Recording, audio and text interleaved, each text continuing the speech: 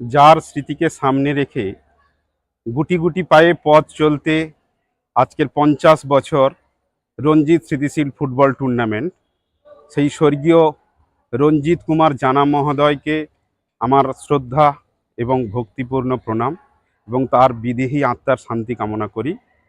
তো তার স্মৃতির উদ্দেশ্যে এবছর এই 50 বছরের রঞ্জিত স্মৃতিশীল ফুটবল টুর্নামেন্ট আপামর ছাত্রছাত্রী, এলাকাবাসী, তার বন্ধুবর্গ, শুভানুধ্যায়ী সবাই আন্তরিকভাবে এই টুর্নামেন্ট যাতে সাফল্যমণ্ডিত হয় সে ব্যাপারে সবাই সহযোগিতার হাত বাড়িয়ে দেবেন এবং আগামী দিনে এই টুর্নামেন্ট যাতে 50 বছর ছাড়িয়ে 75 বছর 100 বছরে পৌঁছতে পারে, সকলের আন্তরিক সহযোগিতা কামনা করে এবছরের টুর্নামেন্টের সর্বান্তকরণে সাফল্য কামনা করে আমার এই বক্তব্য শেষ করছি।